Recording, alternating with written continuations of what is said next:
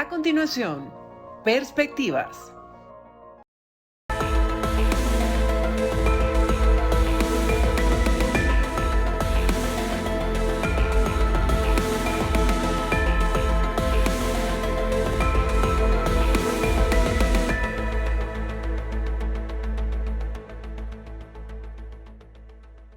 Bienvenidos una vez más a su programa Perspectivas. Les saluda Gaby Peroso. En el día de hoy vamos a conversar con Jeff Ramsey. Él actualmente es investigador principal del Centro Adrian Art para América Latina del Atlantic Council y él también fue el director de la Oficina para Venezuela de WOLA, quien es justamente otro centro de pensamiento dedicado desde Washington a asuntos de América Latina. Muchísimas gracias por estar aquí.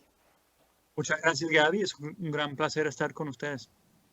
Sí, quería que nos ayudaras primero a entender tu visión general de lo que ha sucedido desde esa firma de acuerdo en Barbados y al día de hoy, donde nos encontramos, donde en abril vencen una serie de licencias y se han tomado varias acciones específicas. Primero, saber tu panorama general de en qué punto está este proceso de negociación para Venezuela. Yo creo que estamos en un momento crucial para las negociaciones en Venezuela. La verdad es que el gobierno de Maduro no ha cumplido con lo que firmó en Barbados. Tal como ha dicho la delegación de la plataforma unitaria a ese proceso, hay un incumplimiento, una violación parcial del acuerdo de Barbados que surge del hecho de que la candidata de la plataforma, María Corina, no vio un acceso al debido proceso para realizar su inhabilitación. Sin embargo, yo creo que es importante resaltar que las partes están negociando activamente. Vimos la reunión el fin de semana pasado entre la delegación de la oposición y la delegación del gobierno en Caracas. Yo creo que hay un interés en ver cómo se puede avanzar con la búsqueda de una salida negociada a la crisis en Venezuela. Tú señalabas a través de tus redes sociales que, bueno, que el tema venezolano está siendo impulsado por la línea dura en Caracas, que la coalición de Maduro está lejos de ser monolítica y que el desafío de la comunidad internacional era trabajar con los moderados para buscar un futuro político a largo plazo. Quería que nos explicaras un poco mejor este punto, porque es una visión completamente distinta a la que hemos visto de blanco o negro con respecto a este proceso de negociación.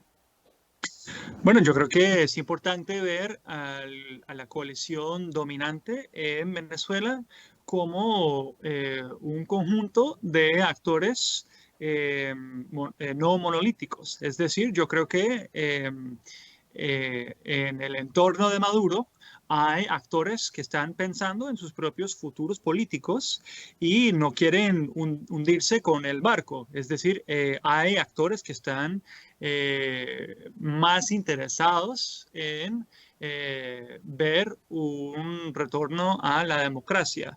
Sin embargo, creo que en cualquier escenario de una transición va a ser muy importante tejer puentes con esos sectores.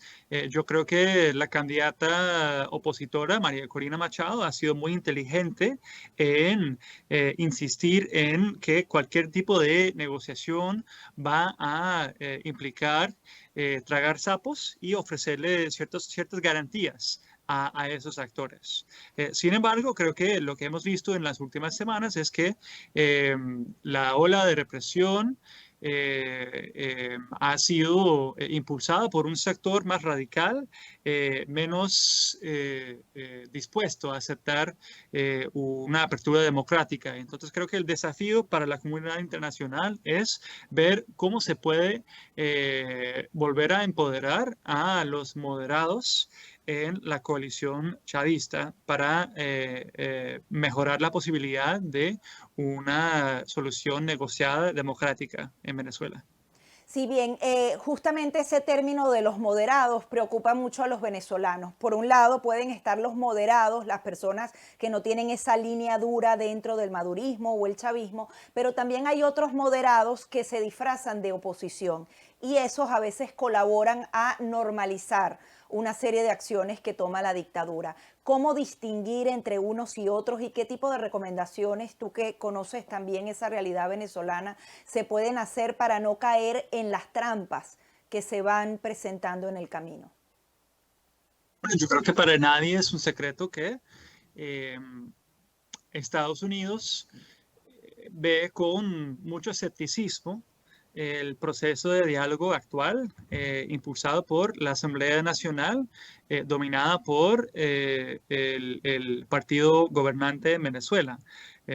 Yo creo que es muy poco probable que Estados Unidos seguiría flexibilizando las sanciones a base de cualquier acuerdo entre el gobierno y ese sector de la oposición. Yo creo que Washington ha sido muy claro en insistir en la importancia de un acuerdo amplio entre el gobierno de Venezuela y la oposición agrupada en la plataforma unitaria. Si Maduro no quiere avanzar con la búsqueda de un acuerdo con ese sector, yo creo que no hay futuro para el diálogo en Venezuela. Sin embargo, creo que es importante resaltar que hasta ahora ni el gobierno ni la oposición se han declarado fuera del proceso de Barbados totalmente. Es decir, yo creo que hay un interés en mantenerse en la mesa para ver qué tipos de acuerdos se puede lograr conociendo la dificultad del contexto actual. Sí, usted también ha expresado su preocupación sobre esa línea dura que estaría ganando terreno en Venezuela para que vuelva el régimen de sanciones a Venezuela. Realmente en este punto esa es la vía correcta que tiene que tomar Estados Unidos. Nicolás Maduro pareciera que está tratando de provocar eso con los vuelos de deportación, con la detención de Rocío San Miguel, con apresar y perseguir a otros opositores, pero Estados Unidos, ¿en qué punto debe situarse en ese tema de las sanciones en abril? Yo creo que hay que pensar más allá del debate de sanciones sí o sanciones no y verlas como una herramienta. Yo creo que cualquier análisis del impacto de las sanciones debería reconocer que hasta ahora las sanciones no han sido eficaces en derrocar al gobierno de Maduro. De hecho, en el último proceso de negociación en 2019 entre el entonces gobierno interino de Juan Guaidó y Maduro, ese proceso terminó después de que Estados Unidos anunciara nuevas sanciones secundarias en contra del sector petrolero en Venezuela.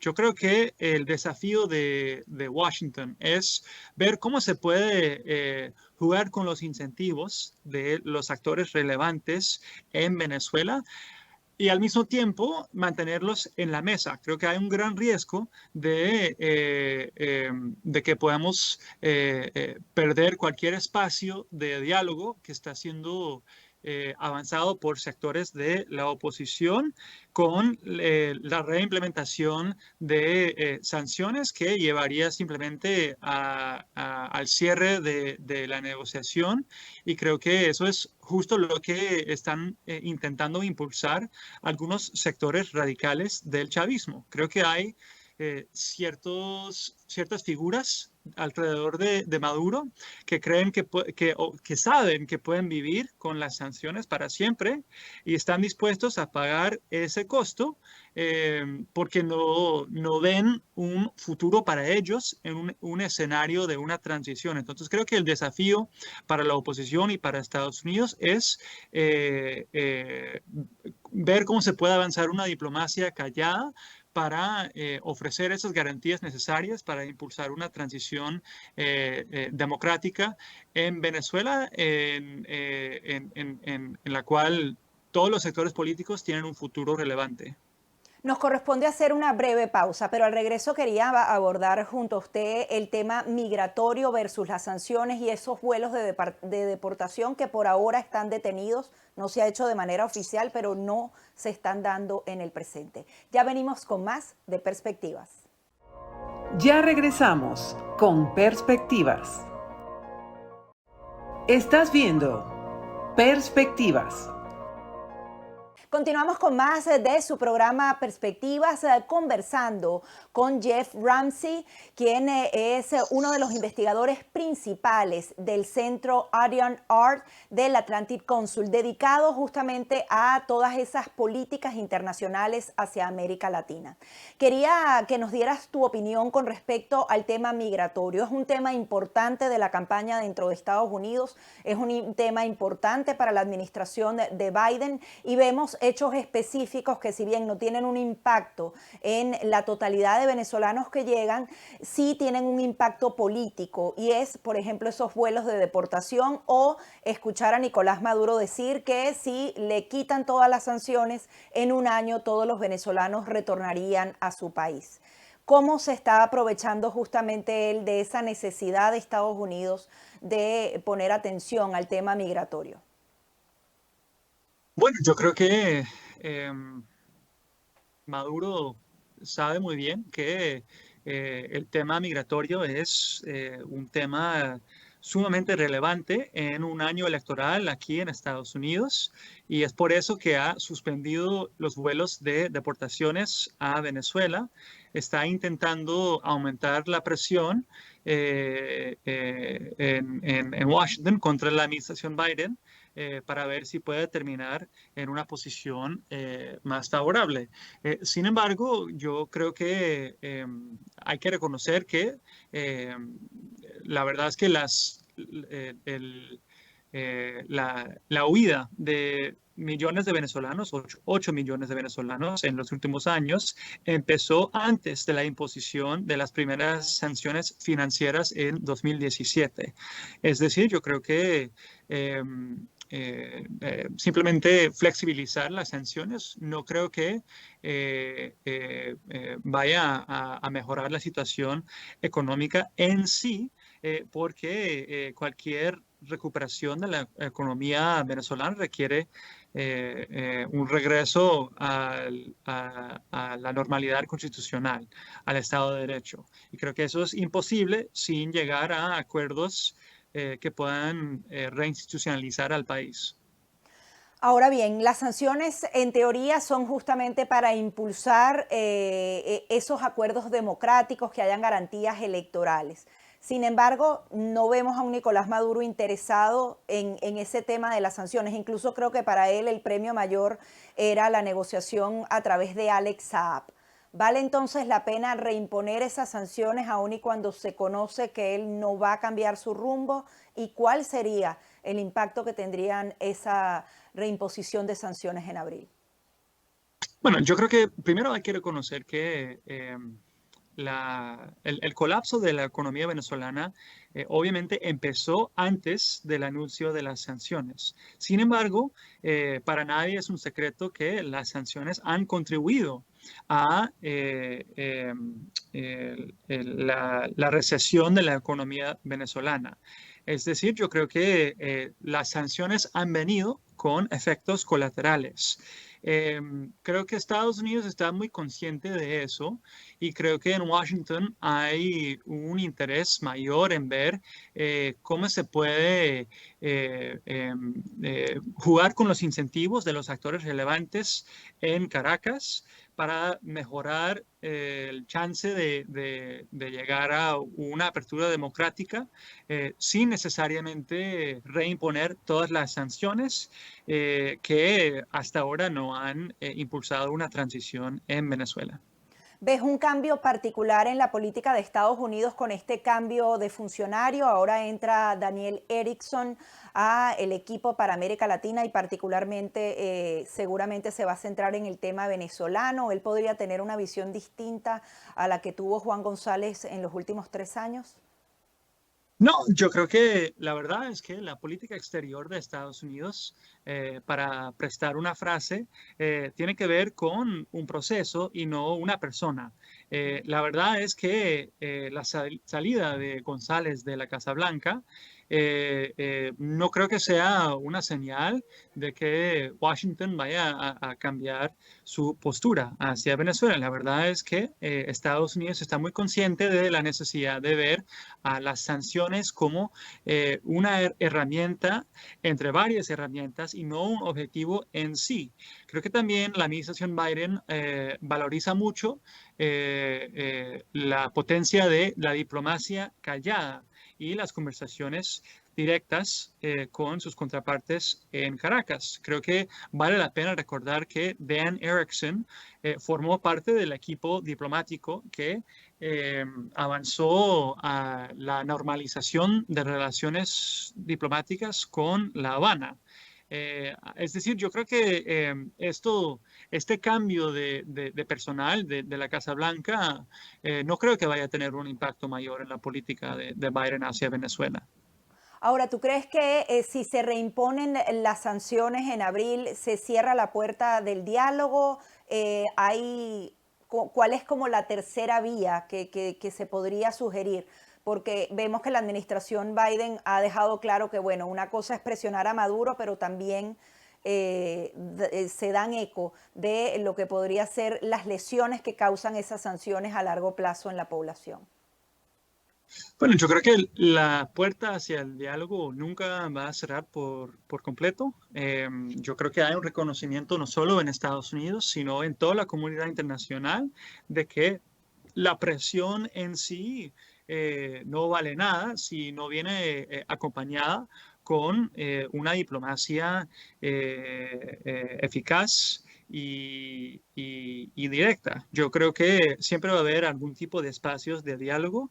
Creo que el desafío para la comunidad internacional es utilizar esos canales de comunicación entre Washington, Caracas y otros ejes de influencia en el espacio internacional para avanzar una apertura democrática en Venezuela, sabiendo que lo más probable es que no va a haber un cambio drástico de un día para otro. Creo que el desafío es ver cómo se puede avanzar una transición en Venezuela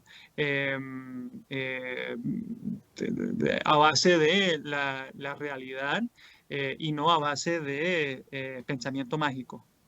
Vamos a hacer una nueva pausa, pero al regreso también quería consultarte sobre la imagen, la figura de María Corina Machado dentro de todo este proceso de negociación. Hay quienes insisten en que ella tiene que buscar un sustituto. Queremos saber tu opinión al respecto. Ya venimos con más de Perspectivas. Ya regresamos con Perspectivas. Estás viendo Perspectivas. Recta final aquí en su programa Perspectivas, conversando con Jeff Ramsey, quien es uno de los investigadores principales para América Latina del Atlantic Council. Quería saber tu opinión con respecto al tema de María Corina Machado. Nuevamente escuchamos a varios voceros del régimen de Nicolás Maduro decir que era imposible que una candidata de derecha con el apellido tal o cual o que está siendo impuesta por Estados Unidos pueda ni siquiera medirse con Nicolás Maduro. ¿Qué debe hacer la oposición con respecto a esta posición? Bueno, yo creo que es natural que la oposición insista en la candidatura de María Corina Machado, sabiendo que ella ganó la primaria en octubre con más del 90% de los votos. Creo que no puede haber un sustituto a María Corina sin su aval. Yo creo que las encuestas demuestran que ella es la persona en la vida política venezolana con más popularidad. Sin embargo, yo creo que hay también un reconocimiento mayor dentro de los sectores políticos en Venezuela, incluyendo a la oposición, de que no hay un interés en promover un boicot electoral o la abstención. Es decir, no creo que la oposición vaya a decidir no participar en esta elección. Entonces, yo creo que la pregunta no es si la oposición va a participar en elecciones este año, sino cómo lo van a hacer.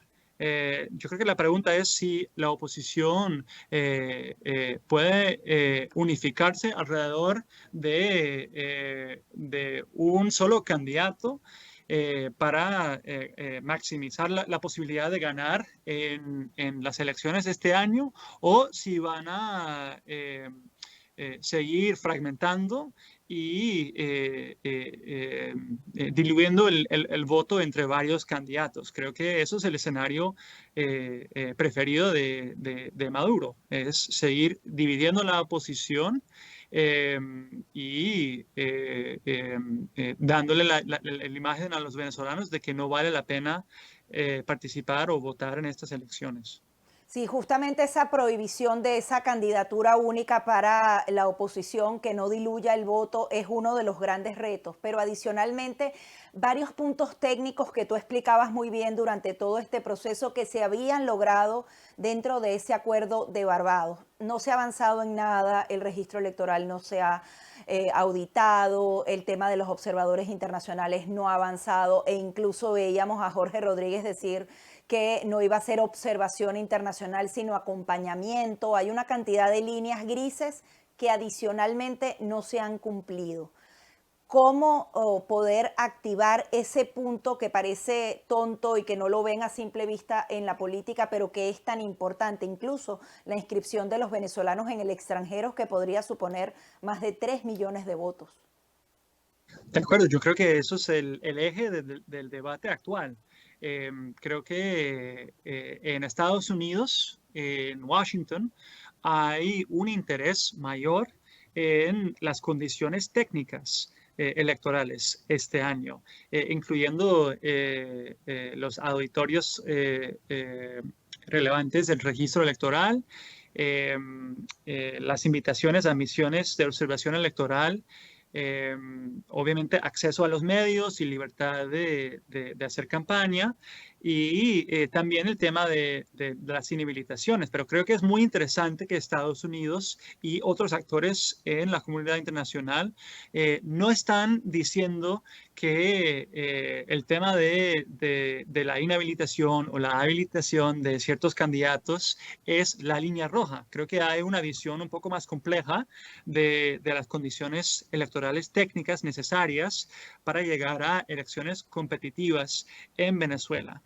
Creo que va a ser muy difícil para la comunidad internacional aceptar un proceso electoral que no cumple con los estándares técnicos electorales descritos en el Acuerdo de Barbados. Entonces, ¿qué debe hacer la comunidad internacional? ¿Se pueden establecer ciertos parámetros de te permito esto y esto no es negociable? O sea, ¿cómo entender que la oposición termine yendo a ese proceso y que al final el proceso en fondo y forma no sea realmente una elección libre y justa para los venezolanos y buscando esa legitimación automática de Nicolás Maduro? O sea, es la comunidad internacional la que tiene que pintarle el mapa de lo que debe ser mínimo y necesario en la elección. Bueno, yo creo que el mapa mínimo es la hoja de ruta electoral descrito en el Acuerdo de Barbados. Ahí no dice nada que no esté incluido en la Ley Orgánica de Procesos Electorales en Venezuela y la Constitución venezolana. Creo que esa es la hoja de ruta pues que la comunidad internacional está intentando seguir en Venezuela, y creo que del lado de la oposición esa es la estrategia también. Yo creo que otra vez es muy relevante que la oposición haya insistido en que ellos siguen en la mesa, ellos siguen dentro del proceso de Barbados, porque los únicos que pueden declarar a ese proceso muerte son los actores políticos venezolanos, la oposición venezolana que está hasta ahora comprometido con la búsqueda de soluciones y acuerdos en Venezuela. Yo creo que vamos a ver qué pueda suceder en los próximos días, pero como dije al inicio, creo que estamos en momentos cruciales para el futuro de las negociaciones políticas en Venezuela. También quería una reflexión final de tu parte sobre qué debe cambiar ya en el mundo internacional, en esas democracias que ayudan justamente a los pueblos oprimidos a través de diferentes presiones. Esas presiones al parecer ya no tienen la misma validez que tenían hace 20, 30 años o quizás nunca las tuvieron. ¿Qué herramientas tienen las democracias occidentales para hacer frente a estos regímenes y qué te gustaría proponer a ti en esa lucha porque las democracias se restablezcan nuevamente en las naciones? Yo creo que hay una ausencia de liderazgo de parte de los vecinos de Venezuela en la comunidad internacional. Ya el Grupo de Lima está muerto, ni siquiera Lima está dentro del Grupo de Lima. Sin embargo, eso no necesariamente significa que los países democráticos de América Latina no puedan jugar un rol protagónico en la búsqueda de una solución pacífica y democrática a la crisis en Venezuela. Creo que hemos visto señales mixtas de parte del gobierno colombiano.